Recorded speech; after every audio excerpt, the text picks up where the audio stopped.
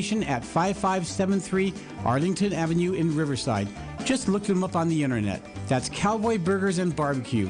Happy eating! And perfect for the holidays, Cowboy Burgers and Barbecue is also available for catering. That's Cowboy Burgers and Barbecue in Fontana and now in Riverside on Arlington. This segment is sponsored by PressPrint, Southern California's best full-service union printer and mail house. They offer the lowest prices around with unmatched service and reliability and free delivery throughout SoCal. PressPrint can print anything from letterhead, business cards, and campaign literature to mailers of any size. Lawn signs, banners, door hangers, or just about anything you might want. PressPrint promises to save money for you, your business, or your campaign. If you'd like to learn more, contact Mike Krumbrand at PressPrint 714-399-8708. Get the union bug. NBC News on KCAA Loma Linda, sponsored by Teamsters Local 1932, protecting the future of working families. Teamsters1932.org.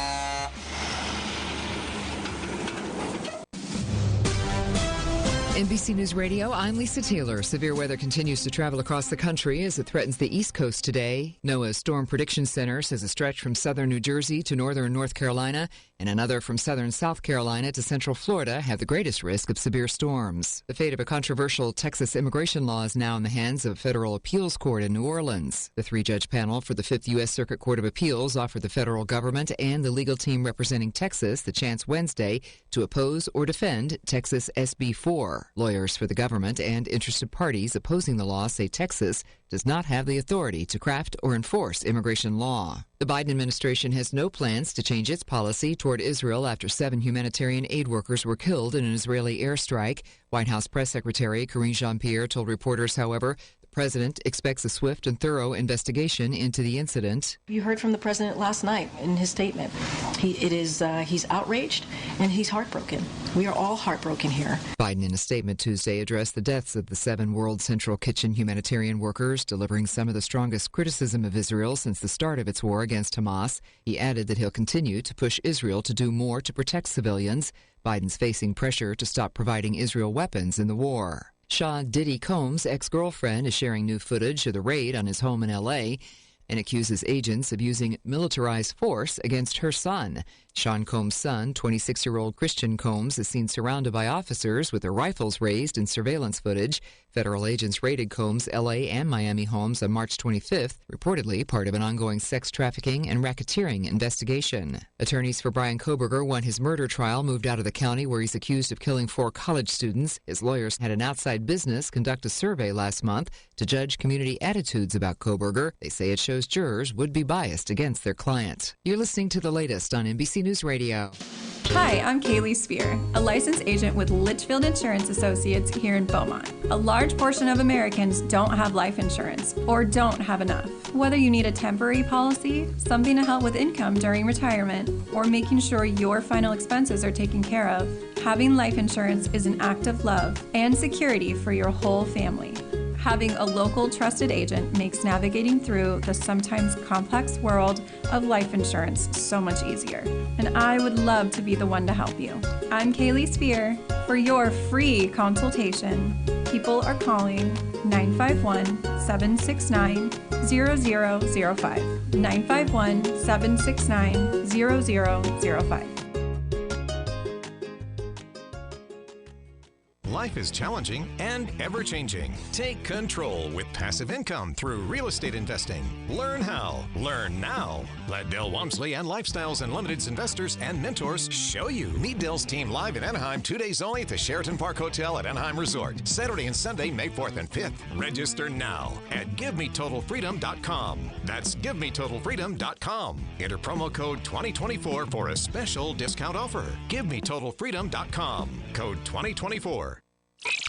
And now, the voices of KCAA with an exciting announcement. Want to hear NBC News or KCAA anywhere you go? Well, now there's an app for that. KCAA is celebrating 25 years and our silver anniversary with a brand new app. The new KCAA app is now available on your smart device, cell phone, in your car, or any place. Just search KCAA on Google Play or in the Apple Store. One touch and you can listen on your car radio, Bluetooth device, Android Auto, or Apple Apple CarPlay. Catch the KCAA buzz in your earbuds or on the streets, celebrating 25 years of talk, news, and excellence with our new KCAA app. Just do it and download it. KCAA, celebrating 25 years.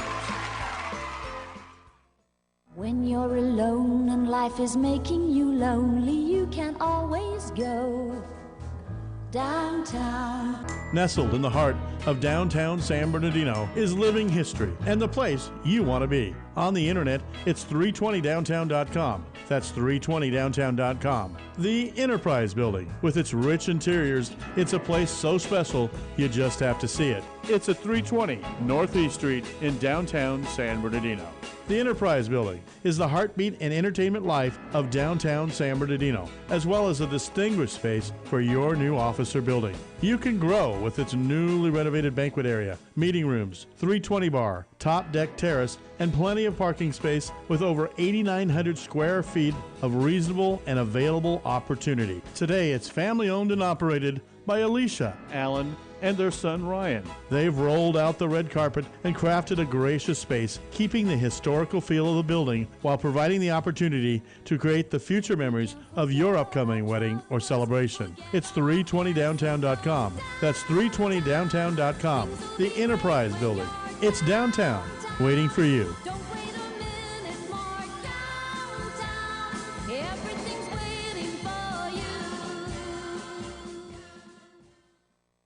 Attention Medicare recipients and anyone turning 65. Medicare has approved new benefits not included with original Medicare and older Medicare Advantage plans. You may not be getting all of the benefits you're entitled to, including in-home aids, telephone appointments with your doctors, home-delivered meals and prescriptions. These benefits may be available and it's a free call to enroll. The new plans may also offer free eyeglasses, free hearing aids, free wellness visits, and gym memberships. Call the Medicare benefits line now. It's easy.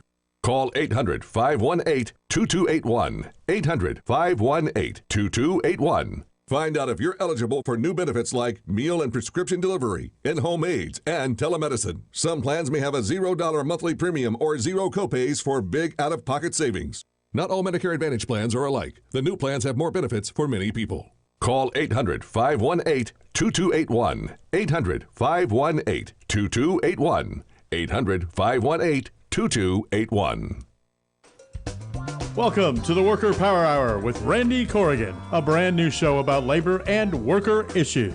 The host of the show is Randy Corrigan, Secretary Treasurer and Principal Office and leader of Teamsters 1932, one of the largest public sector labor unions on the West Coast, representing workers in government and non-sworn law enforcement personnel. Randy Corrigan is a 30-year Teamster who first became involved in the labor movement by volunteering his time as an organizer with the Teamsters Union at the age of 21. Since then, he's helped thousands organize, mobilize, and achieve bargaining rights. He accomplished this by spending countless hours with brave men and women all over Southern California, in their living rooms, on the picket line, to bring workers towards victory. This is the Worker Power Hour. And now here's the host of the show, Randy Corrigan.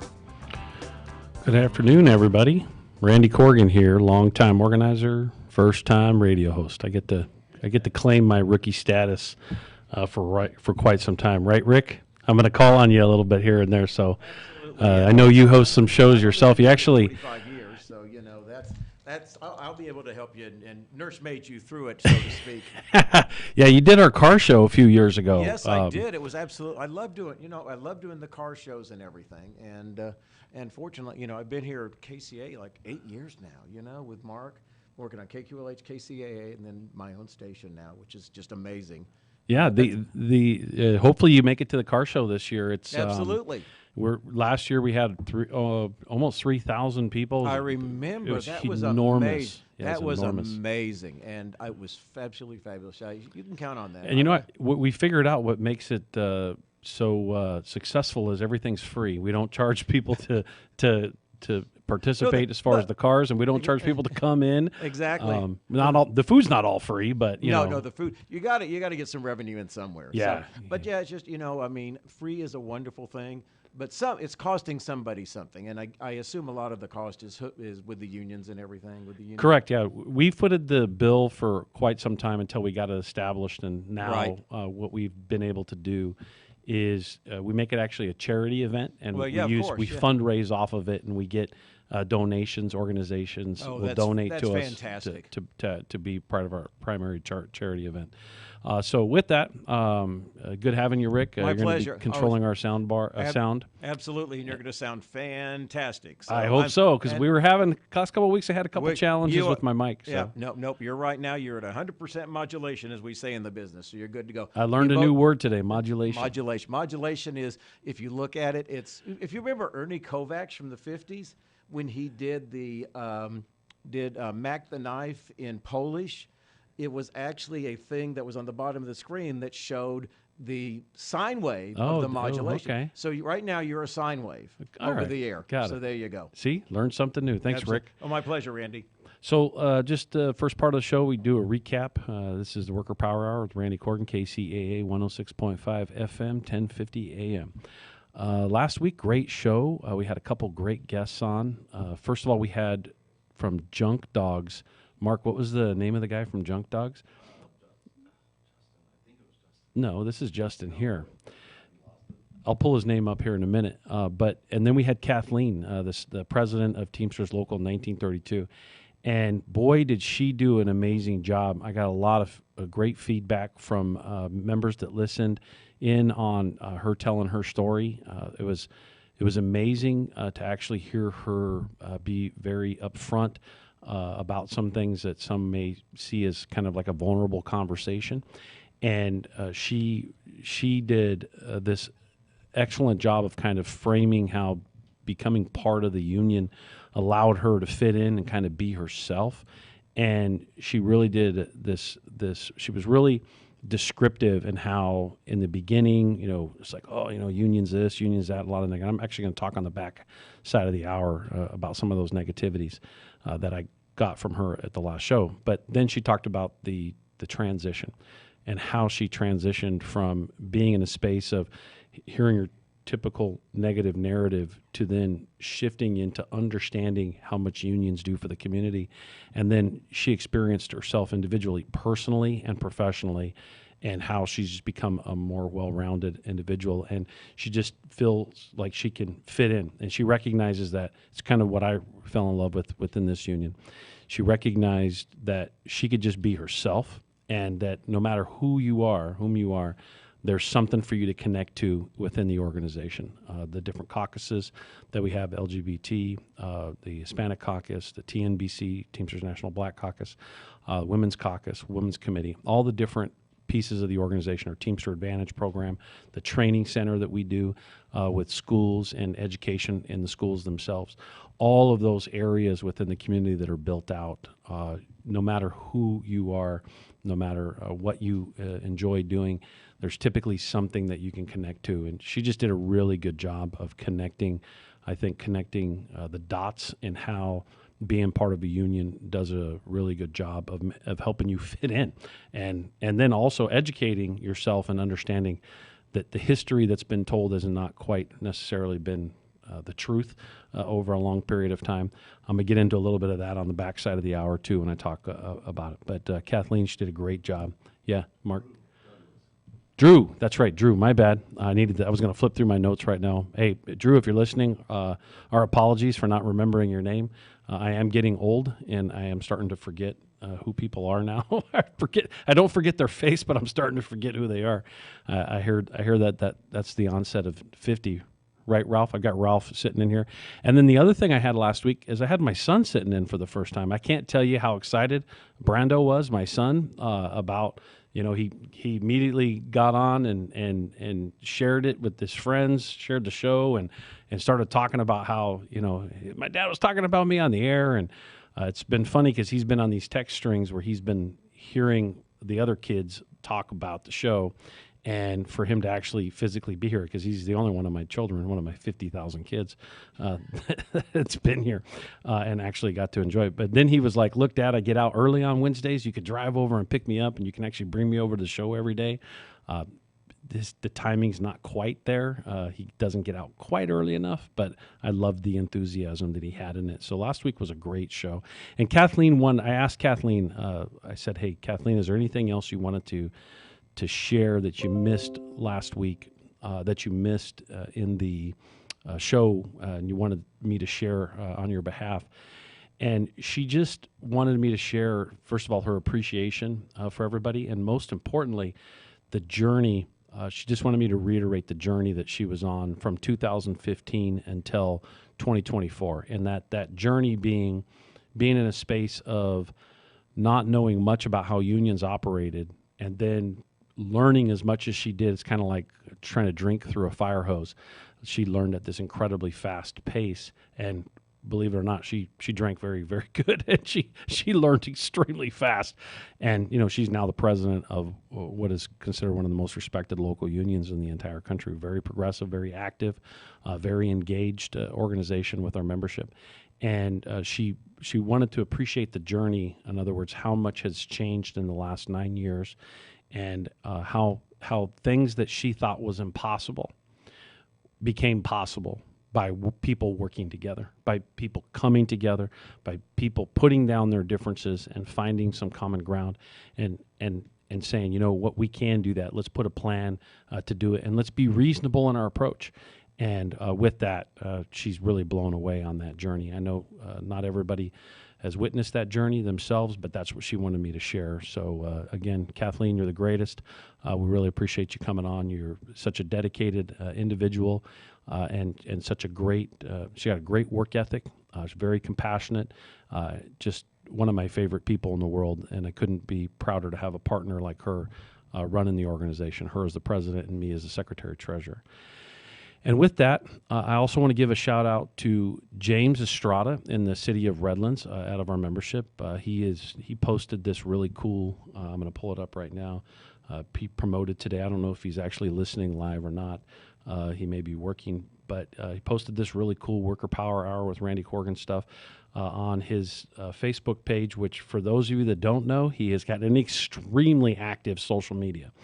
They do a great job of promoting all the small businesses within Redlands and in the area, a little bit of Loma Linda and a little bit of Yucaipa too. He does a phenomenal job. Matter of fact, every Thursday, what they do is they pick a Teamster Advantage partner, and they actually, all the members go in there and participate with that Teamster Advantage partner. If it's a place to go eat, they'll go in and grab a coffee or grab lunch or get something to eat. If it's a different type of business, they'll go in and just thank them for being part of the network, being part of the Teamster Advantage program. And James, you guys do a phenomenal job out there. We really appreciate the work that you're doing in that space. It's amazing. Keep up the great work. You're a great reflection on a public employee, regardless of what anybody says about public employees, because it's mostly not true. These public employees are saving lives every single day. They're making sure you get clean water. They're making sure someone answers the phone, 911, when 911's dialed. They're making sure that the potholes are full. And I know you only complain about the ones you hit. There are thousands of them that get filled on a regular basis that you never even know about because they got taken care of. All the services that the community needs on a given day are provided by these very great people. And James, you're one of them. You're a great reflection of that. We really appreciate the work, and our members there in the city of Redlands do. Keep promoting just like you do. It's phenomenal. So I'll transition to the next part of our next part of the show, which is 3 Teamster jobs. This is the Think a Teamster part of the segment. And for those of you who haven't seen our Teamster billboards that say Think a Teamster, this is how we're connecting all this in the network. When you go to Disneyland, the food at Disneyland is provided by Teamsters. U.S. Foods provides all the food exclusively to Disneyland as a whole, and it provides it to not just the various restaurants in there, but the famous churros that come into Disneyland, that everybody loves the churros at Disneyland. They are from the Teamsters. Make sure that those churros happen. Make sure that they're delivered there at Disneyland. And so next time you're at Disneyland and you're eating, thank a Teamster, because the Teamster made sure that you got your food there that day. We don't control the price, by the way, so don't complain to us about the price of food at Disneyland. That's Disney itself. The next Teamster job is Sam Adams Beer. Is not only named after an iconic American revolutionist, but it's also bottled by Teamsters along with my new favorite, Twisted Teas, and bottled with Angry Orchid beverages. So Teamsters make sure that Sam Adams beer is taken care of, and my new favorite, which is Twisted Tea. Everybody that knows it's been something new, that it's been something I can actually drink and not bother me, and Twisted Teas by Teamsters. See, TTT, Teamsters and Twisted Tea, making sure that we're getting our spirits taken care of. The last job I want to point out is Jell-O and Cool Whip. Those obviously are two great things that go together, but they're also manufactured and distributed by Teamsters. So the next time you have some Jell-O and the next time you have some Cool Whip, whether together or independently, thank a Teamster and make sure that the Teamsters, you realize that Teamsters made it happen. It's Worker Power Hour at KCAA 106.5 FM, 1050 AM. Next part of the show is news. We actually have a lot of union news going on. I'm going to spend a few minutes talking about one subject in particular because it always gives great consternation to people sometimes. The new California $20 fast food worker minimum wage. I hear a lot of people say, "Oh, it's terrible. Now my my burger is going to be more expensive, and my this is going to be more expensive, and my that's going to be more expensive." All I got to say is go to In-N-Out. In-N-Out actually pays more than $20 an hour, and their burgers are cheaper than everybody else, and they make a ton of money. So when I hear everybody complain that the minimum wage for fast food workers is actually causing the cost of food to go up, it's actually not true. And specifically, if you were to go to Alabama and get a burger at Carl's Jr., which is almost the exact same price as it is in California, minimum wage there is like $7.25 an hour. And what it is corporate America is just pulling in more cash. And this gouge that you have going on with inflation right now is actually corporate America gouging everybody, not the fact that some people working at a fast food restaurant make a few more bucks. And I always love this kind of debate and argument because the reality is if there were enough really good paying jobs in America, then this wouldn't be a debate. But it's become a debate because some people want to continue to compress wages and prevent workers. When you have people that are doing 2 and 3 jobs and they're doing the best they can to get by, and one of those jobs happens to be fast food, it's probably good that it's a decent paying job. And let's just use the comparison of In-N-Out. In-N-Out has always paid higher than everybody else in the industry. Have always had the best product. And clearly they're expanding, and I think they got more than 400 stores now. And whenever you ever hear individuals say, "Oh, you can't compete if the prices are raised," well, if the labor price is so impactful that it causes the cost of the product to go up because you have all of these other things that you're spending money on, like CEO pay being at $100 trillion a year. I know I'm exaggerating, but for you to get on a spaceship and fly to Mars or the moon or wherever. And the reality is the way these corporations are set up, the amount of money that's being pulled out of the system. And I'm going to talk a little bit about this on the back in more detail on the back side of the hour. But the amount of money that's being pulled out of the system is what's causing those costs to go up. And the reality is this: if you don't like that a Carl's Jr. burger is $15 or whatever it is, then don't buy it. Period. Don't buy it. If you go to Del Taco or wherever else you're going to go and you don't like that then don't buy it. That is clearly, fast food is not something we need. It's not something that we need to have. And I was actually standing in line at a Jersey Mike's the other day, and I had heard somebody having this bickering, and I had to jump in. My son was with me, and I couldn't help myself. I had to jump in and say that's not true. The cost, the minimum wage going up for fast food workers is not what rose the cost of that grinder. What rose the cost of that grinder is everybody keeps buying them.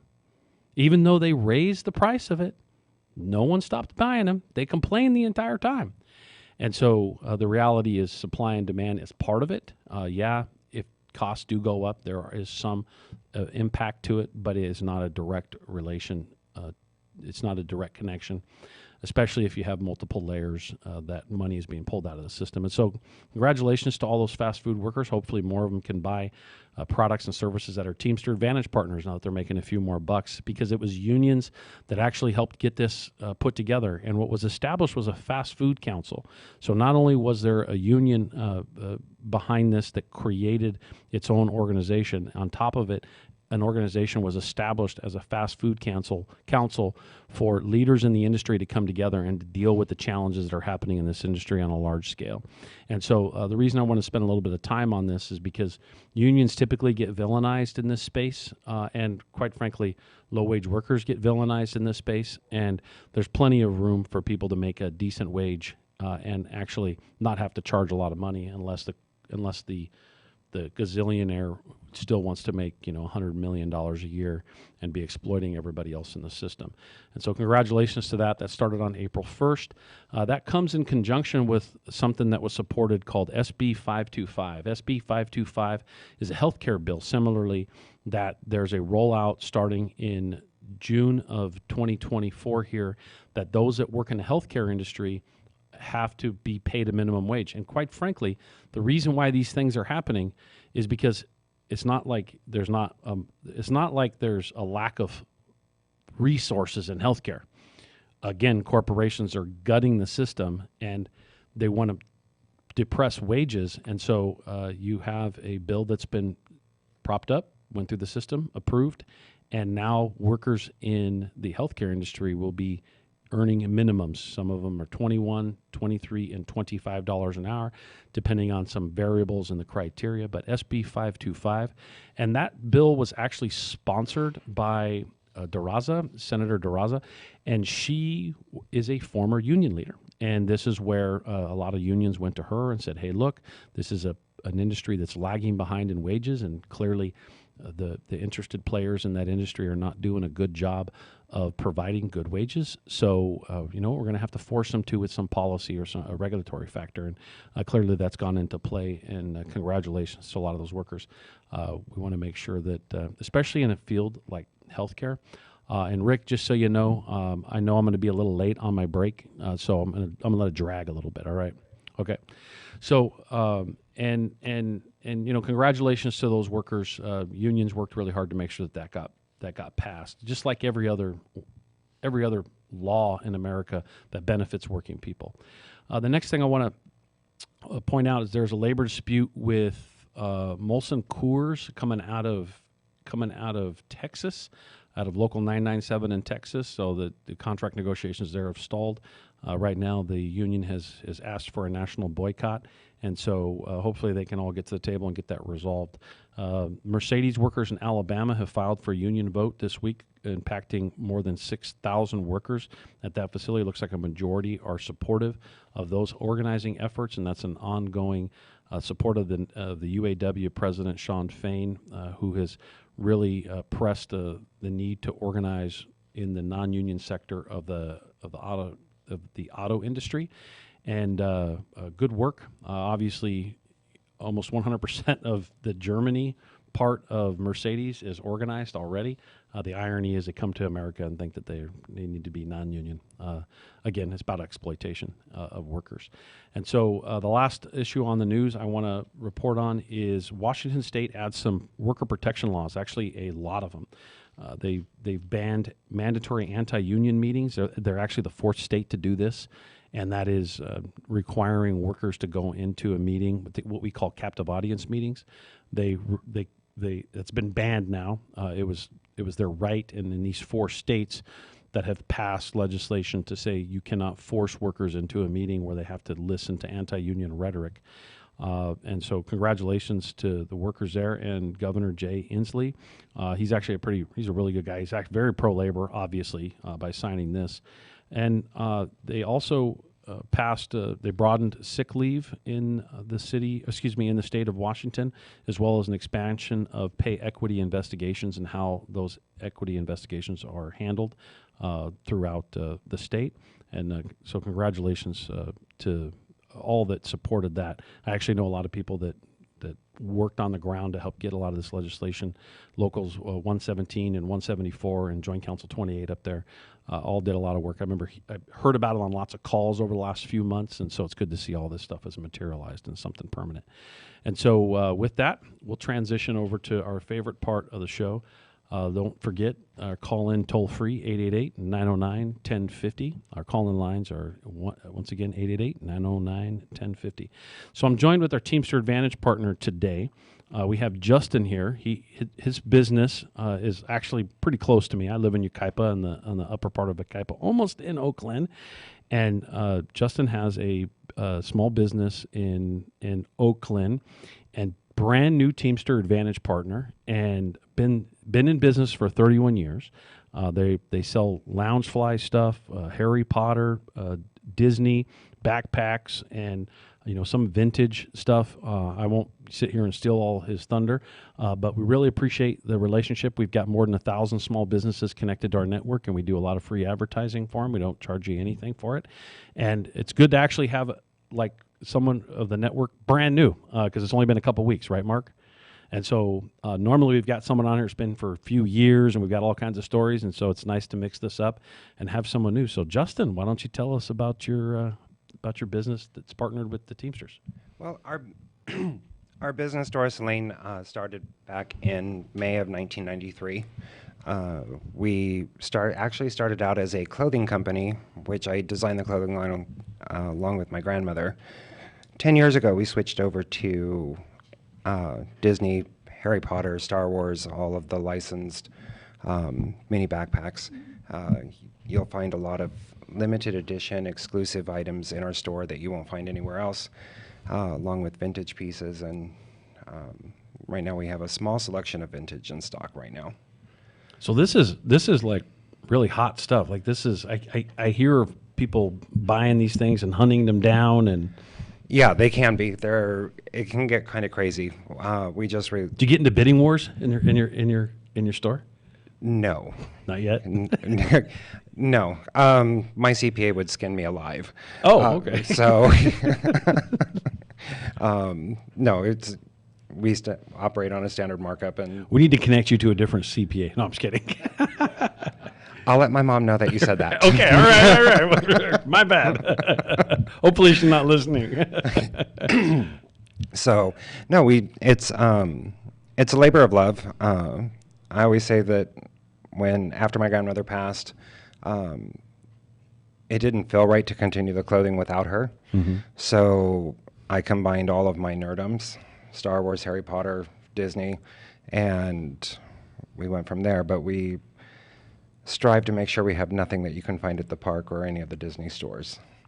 So even though I grew up in the era on Star Wars, I never saw any of the Star Wars movies. So okay, yeah, I know it sounds crazy. We're going to cancel this interview right now. I know it sounds crazy. I had a very crazy growing up, so everything I've had to see has been after the fact, mm-hmm. and for whatever reason, so I can't walk you through the Star Wars stuff. So tell me some cool stuff about Star Wars.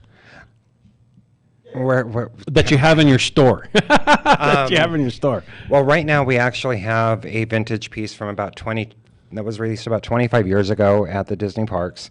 It's limited to 1,977 pieces worldwide.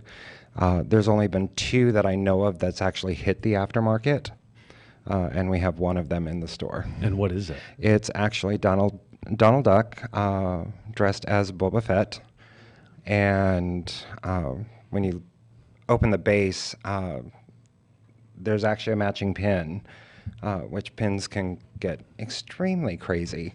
I won't really go too much further into the pin. So 1977, I assume that correlates to the year it was released? Yes. Yeah. See, logic, I can figure this out. Yeah. So that's one of the coolest pieces we have in the store. It gets a lot of attention. Highest bidder? I'm just kidding. I would be fine with that one. Okay. So the thing is when you purchase Disney collectibles, save your box, please. That's always what I hear. Save your box. On all these shows that you see on History Channel, the box being complete and in great condition has a lot to do with the value. Yes, because if the individual that we acquired the Boba Fett from had kept his box, it would be worth between $10,000 and $12,000 on the aftermarket. Oh my. Because they didn't keep the box, it's only worth about $2,000. Oh boy, little piece of cardboard. Yeah, that's $10,000 for a piece of cardboard. Yes, it's always keep the boxes. So especially with collectibles of that magnitude, you want to keep the box. But we also carry the Funko Pops and everything else. So some keep the boxes, and I'm a firm believer if it's a child, let them open it and play with it. So gotcha. Okay, so Harry Potter, I can relate to the Harry Potter. All my kids, not all of them, most of them grew up in the space where Harry Potter was alive and well. Mm-hmm. And so what kind of stuff do you have Harry Potter-ish? Right now we have a really cool limited edition exclusive Loungefly of Diagon Alley. That one is actually sold out worldwide, so you'll only find that bag in a store that still actually has it in stock. And then, I'm trying to think what else I have. I'm assuming you have some of them wands, right? Yes and no. I'm currently out of wands, but we are. But you actively carry them yes. when you can find them. When we carry them. So what's the most expensive a wand has gone for, typically collectible, that you know of in your store? In my store, the most expensive one we've had was around $150. Wow. But there are some custom wands that... Because those were like $6-7. I remember when I was buying them for the kids when they first came out. Yeah, and a lot of it depends on if they're made of plastic, made of real wood. The most expensive one that we actually sold was actually a replica of Bellatrix Lestrange.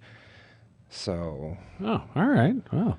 All right, Disney. What do you have on the Disney horizon? At Disney, we have everything from magnets, keychains, Hot Wheels. And you don't have to go to Disneyland and pay the entry fee. You can just drive to your place. You can just come to my store in Oak Glen, yes. Isn't Oak Glen a great town? I love Oak Glen. I've always thrived in a smaller community. I'm born and raised here in Southern California. Lived in Arkansas for about 5 years in a town of 1,200. Didn't want to come back, but we did. And so I just like the fact that I'm not worried about somebody breaking into my car in the parking lot. Yeah, it's very true with Oak Glen. My favorite place to go to up there is the Oak Glen Steakhouse. The food there is excellent. Yeah. When it's not washed out from a when it's not washed from out. a storm. Yeah, Right? It's right next to that storm drain that blows right through the restaurant every now and then. I love that there. So yeah, we actually spent my birthday dinner there this year. So on the patio or inside? Inside. My birthday's February, so it's really it's cold. It's cold. Yeah, it's freezing. There's been many times that we've gone there, and when we come out, it's snowing. Yeah, I was last weekend. We had quite a bit of snow come down, which was interesting. Yeah. So. Yeah, Oak Glen is great. You know, most kids know it because that's where the apple orchards are, Mm-hmm. and a lot of field trips you'll see going up to Oak Glen. There's also a place called Serendipity up there. A lot of people get married up there, and there's a few other locations. It's a great spot because it's just beautiful. It's a lot of scenery up there, and ironically, we're really so close to the big city, but it seems so far. It's super quiet up there. Yeah, I love it. So, well, anything else as we wrap this part of the hour up? We're going to break here in about 2 minutes, just so you know, Rick. Anything you want to close on? A great story, something cool you've had, some collectible or something like that? One of my favorite collectibles that we acquired was actually Elliot from Pete's Dragon, part of the original Walt Disney World Classic Collections. You didn't hold on to that? You sold it? No, that's mine. That's okay. You yeah, did so hold on yeah, to I it. did Okay. hold on to that. I just, when I saw it, I was like, nope, have to have it. It's number 1 of 750. So tell everybody where in Oak Glen you are. I know you can drive up one end, drive right through Oak Glen, and drive out. So about which there's like, I think there's 6 different little strip malls there on Oak Glen Road. Yeah, we are actually located in Oak Tree Mountain, which is on the same property as Apple Annie's. We have the little gray rustic building in the corner next to the Honey store. Apple Annie's will help everybody recognize where you got to go. Yes, Apple Annie's will help everybody because everybody knows it's Apple Annie's. Yeah, it's a big landmark for everybody. All right, well, thank you very much, Justin, for coming on the show. Is there anything else you wanna close with? Nope. Just remember, Teamsters get 20% off every time they come into the store. And how much? We don't charge you anything for advertising, right? No. Isn't this a great relationship with small business? Yeah, it helps a lot of small businesses. Yeah, that's what we just believe there's so much space here where working people, small business, all, we really have a collective interest with one another, and the more we can just help each other and occupy this space, I think it can just be mutually beneficial. So, yeah, thanks for joining us. Randy, you want to watch Justin Squirm? I'm going to get him good. I have a 1977 in the packet lightsaber from Kmart. Oh, boy. I have my call sheet from when I was in Star Trek The Motion Picture in the Rec Are you wanting to sell them? No, but I thought I wanted to see you squirm. And then, now this one is the best one, and you're going to love this. I got a friend named Chris Hunter. That is Jeffrey Hunter's dad, or son, and he was married to Barbara Rush, who was in When Worlds Collide. Jeffrey Hunter, of course, was the first one in Star Trek. The first Star Trek pilot, Captain Pike? Yes. Chris has the original script that says Wagon Train on the Stars to it. Oh. Yeah, I told you. He's squirming. Yeah. I'll be more than happy to take that on consignment. I don't think he's going to sell it yet, but his mom just passed away. Barbara Rush just passed away on Sunday. And so she was in Worlds Collide. She won a Golden Globe for that and everything. And so he's got the Golden Globes. He's got all that stuff. But I thought I'd get a kick out of that because I'm a big Star Trek, Star Wars fan. And so, live long and prosper, nanu. But yeah, I'm not selling anything. It all goes to my niece and everything. But yeah, I thought you'd appreciate that. Yeah, if you change your mind, you'll know where to find me. Absolutely, absolutely. Well, thanks for adding, Rick. And let's play the music for us to transition to a break. See you on the other side of the hour.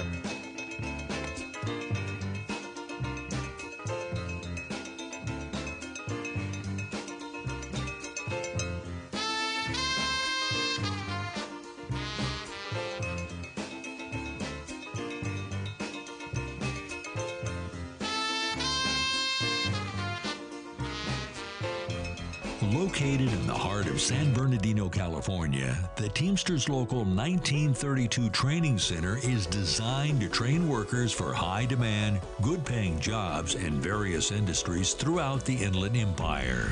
If you want a pathway to a high-paying job and the respect that comes with a union contract, visit 1932trainingcenter.org to enroll today. That's 1932trainingcenter.org.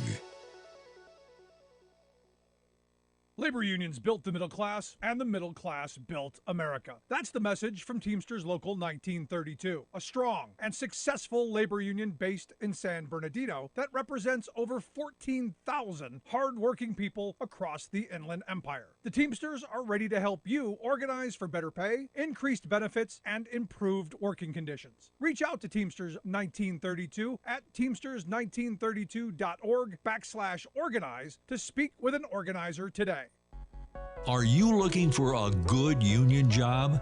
The Inland Empire's 14,000 member strong Teamsters Local 1932 has opened a training center to get working people trained and placed in open positions in public service clerical work and in jobs in the logistics industry. This is a new opportunity to advance your career and raise standards across the region. Visit 1932trainingcenter.org to enroll today. That's 1932trainingcenter.org.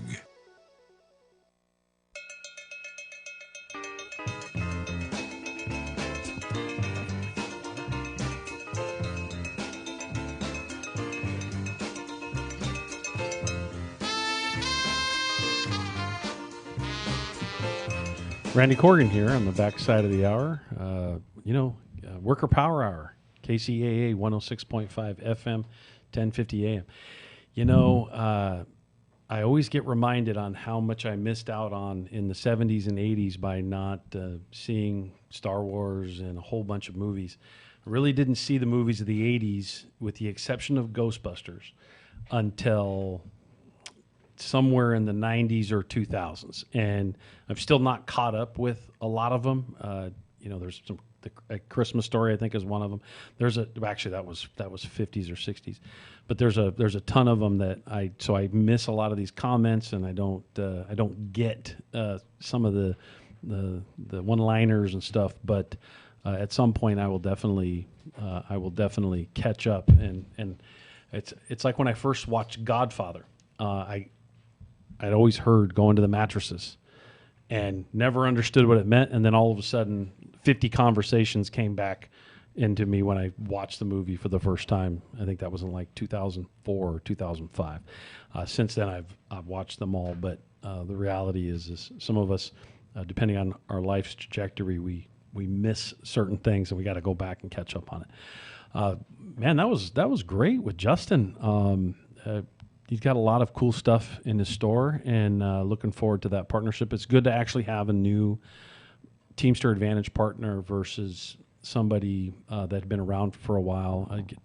We're doing a good job. Thanks, Mark and Ralph, for us, mixing up who we have on the show. A lot of our members really enjoy it. As a matter of fact, I think James, I haven't opened up my text yet, but James just sent me, apparently he's listening live. He's promoting it live as we speak. So thanks, brother. He's promoting the store. All right, thanks. See, James is on it, man. We have the store on the show, and it's immediately being blasted into James Estrada's social media world. We really appreciate that. All right, so the backside of this show, I really want to spend a few minutes to talk about corporate America's assault on unions. I'm going to close out the show by taking us through some of those points. Sorry, I had to take a quick drink of water here. Think about that for a minute.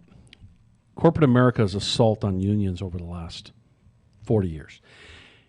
Typically only in America that it's happened. It's actually happened in South America and a little bit in Africa, certain parts of other continents, not so much in Europe and other areas of the world. Australia didn't happen there. And a lot of it has to do with the regulatory factors that I'll get into here in a minute. But the reality is unions have been villainized in America, just quite frankly, for financial gain for corporations. And they succeeded in villainizing what we call defined benefit pensions, retirement plans. They have villainized retiree medical and a retiree medical component. They have villainized workers in a lot of ways, getting workers to fight among one another, villainize minimum wages or minimums, policies, regulatory factors. And it's always funny, every now and then I'll get some union members fall into the trap because of maybe who they're listening to on the radio. I was actually having a really good conversation with Rick Smith, who has his own show the other day. And, it's kind of our fault. It's labor's fault because we haven't done this right here, which is put someone like me on a show where we talk about unions and we give people the ability while they're driving around to listen. And for a few decades, you turned on the radio and it was just full of anti-union rhetoric, and, corporate America really controlling the airwaves and villainizing over and over again and just passing the message over and over again where unions just, it became synonymous with it supposedly being bad. And, they it's not like they say anything good about us. When has corporate America ever said anything good talking about how we brought, the 8-hour workday or minimum wages or overtime pay, different forms of overtime pay, eliminated child labor? Instead, we get villainized as supposedly we're the mob and, we're gangsters and criminals. I think there's a lot more criminals that are running corporations, as we can clearly see, than there's ever been running unions. And maybe we splashed the headlines on a crazy scenario or two, but the reality is corporations have been full of criminals, white-collar criminal, and just straight-up legally killing people, whether it's through the water, environmental issues, and a number of other things we can lay out. Pensions and healthcare. Let's use them as an example of why corporate America has villainized us and this assault is for over 100 years, unions have tried to create protections and memorialize those protections into law, policy, or regulatory factors. Corporate America has always pushed back on all of that. And as a result of that, they'll spend millions of dollars on trying to control the airwaves, millions of dollars on this rhetoric pounding over and over again. And you might ask, well, why? Why would they spend that? Well, think about it now. If you look 3 decades, 4 decades later, after healthcare is no longer affordable, 30, 40 years ago, healthcare was something that was just a staple. Everybody, if you worked, your employer provided it. You didn't pay for anything out of your pocket. And employers were prideful in saying, if you came to work for me, this is what you got, and you can work your entire career and ultimately retire here, and this is what your retirement vehicle will look like. Instead, what they've done is villainize these things because they have a cost factor to them. And yeah, pensions do cost money, and they cost a lot more money than 401ks do, because 401ks are, for the most part, completely paid for by the employee. Gee, I wonder why a corporation said, no, I don't want to pay for it. I want someone else to pay for it.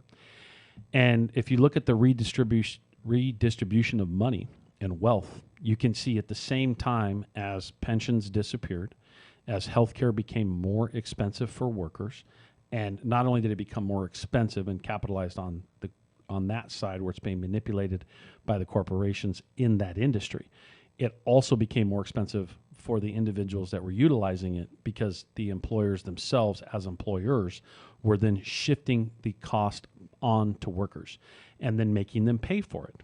Then workers were choosing, well, I want the less expensive health plan, which means that not as much is covered. And so when you run into a problem, guess what happens? You end up having to pay that bill out of your pocket. And so all that money is now coming out of a worker's pocket, and it goes shifted into the CEO's pocket or the super wealthy's pocket. And this villainization has just been nothing more than a ruse. It's just been this scam to make us look bad, make unions, working people look bad, make it, take an example or two, a handful of them, and use a bad example and then generalize it across millions of people and say, see, there's a problem with that. And I think that one of the things that we got sold on as a society was that we should be in control of our own finances. I get to hear this all the time. That we should be in control of our health care. We should be in control of our retirement vehicle. That individually, everybody as an individual should be in control of that. Well, that grand experiment the last 4 decades has clearly failed. Clearly failed. Because if you look back 40 years and the percentage of workers that were in defined benefit plans, if you look at the percentage of workers that had health care that were managed for them because they were in unions and or they were in plans that were 100% paid for, and you recognize that workers were depending upon typically a union to negotiate those things, to manage those things, or a trust fund, which is a collective group of people all working in concert for, let's say, healthcare benefits or retirement benefits, and which you call creating a trust fund, a fund that managed healthcare and or retirement benefits, or both, or retiree medical benefits. And that villainization created this sort of a narrative of you should be in control of it. That let's say $500 a month. If you had the $500 yourself, what would you do with it? Well, we found that more than 90% of workers spent the money and they didn't manage it correctly. I'm not trying to take a shot at everybody, but this is more than 40 years of statistics that shows, because I saw a statistic just the other day that even though over 80% of workers depend on a 401k as their retirement vehicle, that the average amount in that retirement vehicle is right around $60-some thousand. That's not even a year's salary for most people. And so that's not enough money to carry them through their entire retirement. And so we're going to run into this retirement crisis if we're not already there. And again, that has come because of a villainization of unions and saying, you can do this on your own. You're correct. The example I actually gave somebody today in this conversation is whole life insurance. And that what happens is the person that's purchasing insurance will look at whole life and they'll see there's a savings portion to it on top of an insurance policy. And that the two combined will then, if I don't die, I get some money back. And I get it, but most people choose the whole life because they don't want to deal with the investment side of investing the difference. And that people don't have a lot of time, for whatever reason, they don't have a lot of time to actually look at where those investment vehicles are and make sure that the money is, that you're disciplined enough to put that amount of money in there and that you don't draw the money out. And so what happens is people are naturally attracted to a system that someone else can take care of it for them, so that they don't have to try to figure out all the criteria and the ins and outs and the ups and downs of, let's say, the investment world. So let's use the difference between whole life and buying term and investing the difference. Yes, it's more profitable to buy term and invest the difference, but the risk to it is, are you going to pay attention to the other side of the investment? Are you going to make sure that happens? And what we see statistically is that most people don't have a palate for that. Even though it's a better way to do things, they don't have a palate for it. It's now exponentially greater when you get into healthcare benefits and you get into retirement vehicles in its totality, like a defined benefit. And that only a small percentage of workers are going to have the time and or want to have the time or have the capacity, because some people are just not good at this and you can't blame them for it. They'd rather be in a plan with everybody else knowing that it's going to benefit, and maybe they don't have as good of a return on their dollar, but they know they're going to have some sort of return.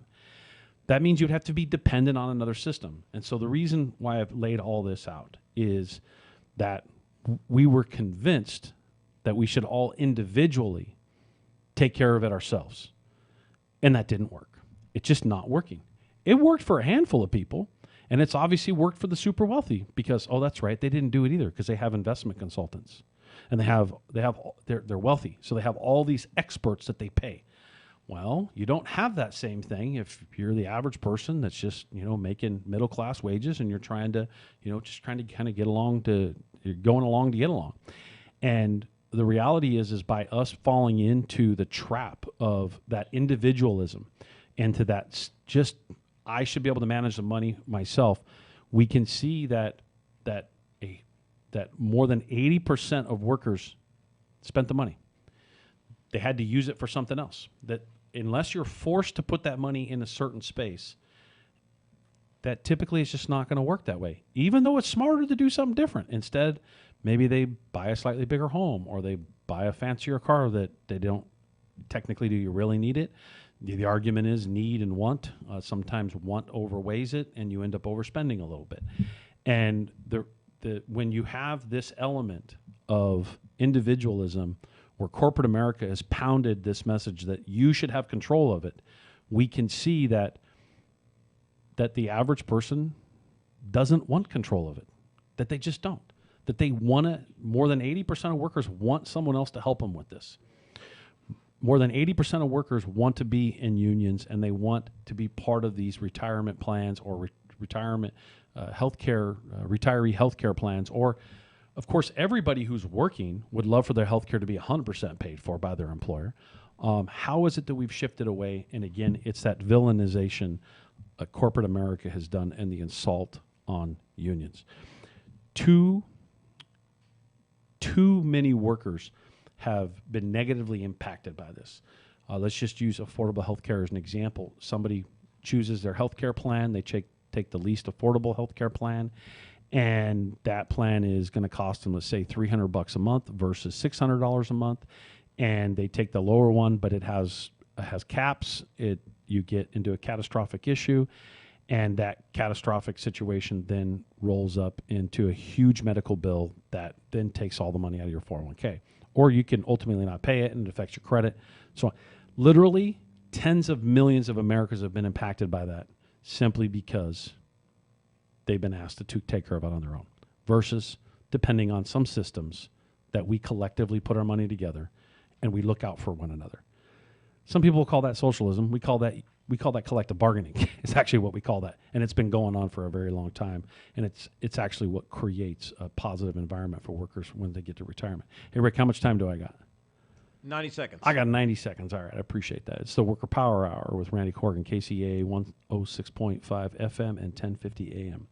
And so just wanted to spend a few minutes talking about corporate America and its assault on unions. I've actually got this long list of stuff laid out that we're going to be covering over the next few months, making sure that we explain to workers what worker power is and what can you do to build worker power. First of all, this is Randy Corgan, longtime organizer, first-time radio host. What you can do to build worker power is talk with your family, talk with your friends, talk to your neighbors, come together and build worker power. Randy Corgan, signing off.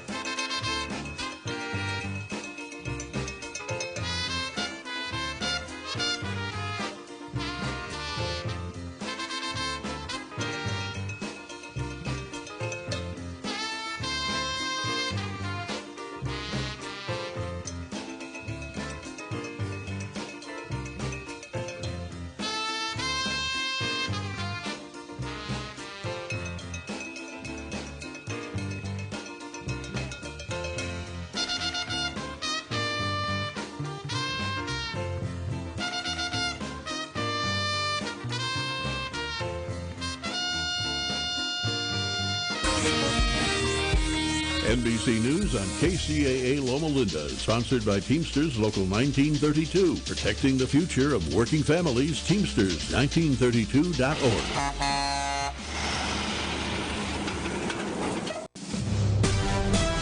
NBC News Radio, I'm Lisa Taylor. Severe weather continues to travel across the country as it threatens the East Coast today. NOAA's Storm Prediction Center says a stretch from southern New Jersey to northern North Carolina and another from southern South Carolina to central Florida have the greatest risk of severe storms. The fate of a controversial Texas immigration law is now in the hands of a federal appeals court in New Orleans. The three-judge panel for the 5th U.S. Circuit Court of Appeals offered the federal government and the legal team representing Texas the chance Wednesday to oppose or defend Texas SB 4. Lawyers for the government and interested parties opposing the law say Texas does not have the authority to craft or enforce immigration law. The Biden administration has no plans to change its policy toward Israel after 7 humanitarian aid workers were killed in an Israeli airstrike. White House Press Secretary Karine Jean-Pierre told reporters, however, the president expects a swift and thorough investigation into the incident. You heard from the president last night in his statement.